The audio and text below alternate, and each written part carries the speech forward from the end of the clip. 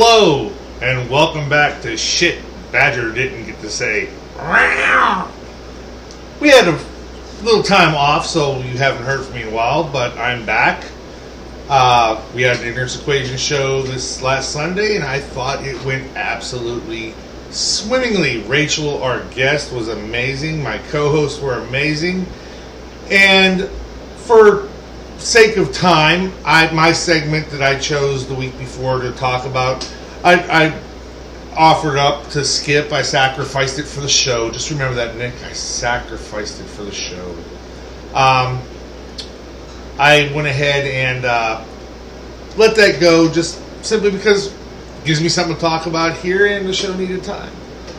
We had a lot going on. I do want to touch on real quick. We didn't talk about it on the show because the show is actually set up a couple days before some events take place. We're probably going to be working on that, but I do want to touch on the riots and the shooting. It looks like a lot more information is coming out.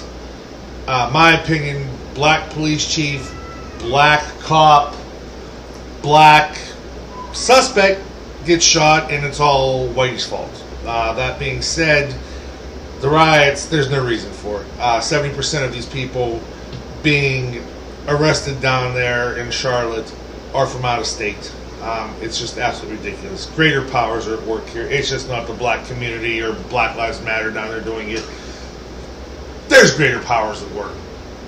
So that's enough on that. What basically I'm going to touch on now is the shit I didn't get to say on the show. My topic for the week was going to be, got my little badger claw here. My topic was going to be immigration, how easy it is to become a citizen or get access to the country, get a visa and whatnot. It seems the last 4 or 6 or whatever number of terror attacks we've had on our soil recently have been perpetrated by so-called refugees, if you can see my quotations, refugees. Either by them, by people who were born to refugees, or refugees that have been radicalized. It seems that people coming over from these Middle Eastern countries do not want to assimilate. They are not the immigrants that we had of years past. They are not the Irish, the Italians, the Polacks, the Russians, another one, who came over in the early 1900s and came here for a new life to become an American.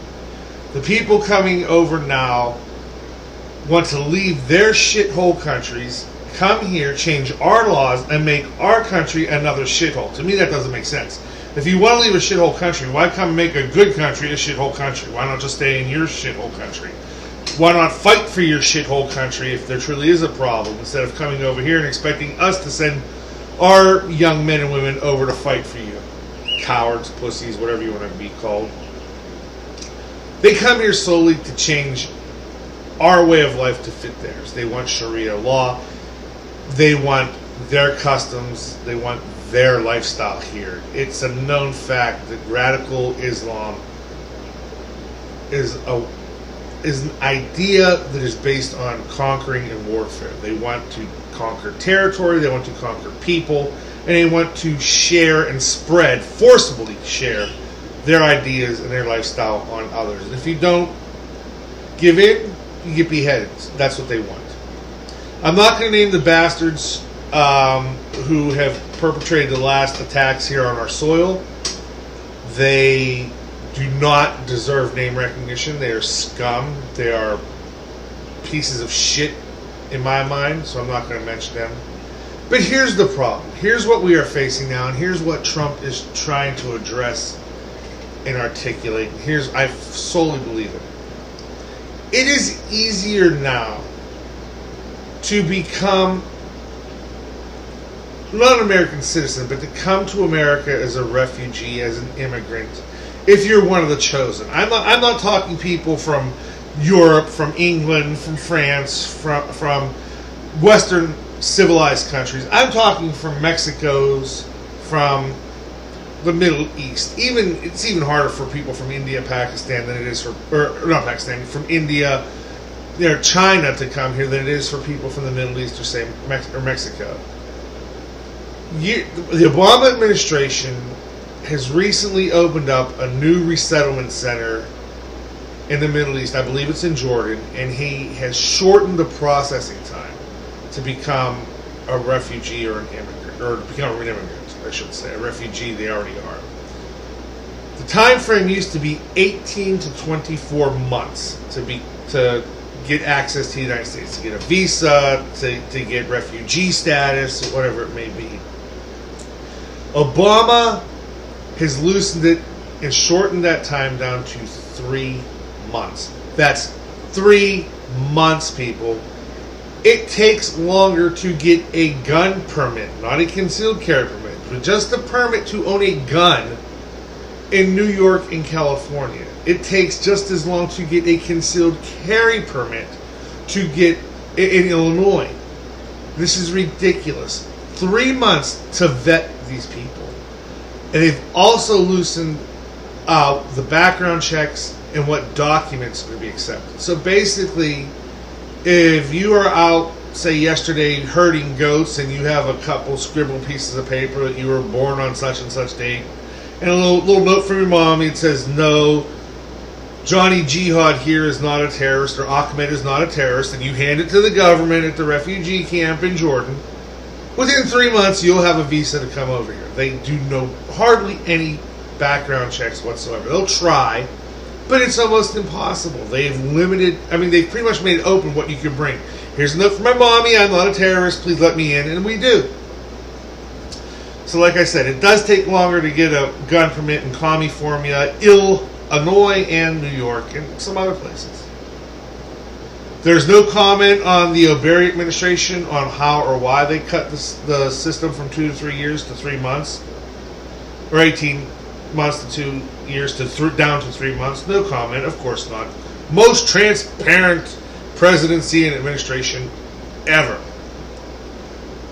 Lastly but not least, Hillary wants to increase the number of these so-called refugees 500% over what Obama is already bringing in. And this is according to CBS News. It's a quote from Hillary Clinton. The U.S. should take 65,000 Syrian refugees as soon as possible. This is unfathomable, people. It's unreal. First of all, we don't have the time, money, or resources for it. And why do we want these people who are committed to changing our lifestyle, if not killing us, over here? It makes no sense to me. I live in a small Midwestern town, very small, population about 15,000, 2 medical colleges here. And over the last summer, I have seen a dramatic increase of people from the Congo. These people don't speak English. They don't try to practice our customs. They are ignorant. They are rude. I have watched with my own eyes a person use a government-issued debit card with funding from the government, your tax money, my tax money, going to them. Watch the woman dressed in her African garb, can't speak a word of English, cut the line because she felt she should be first out of other residents.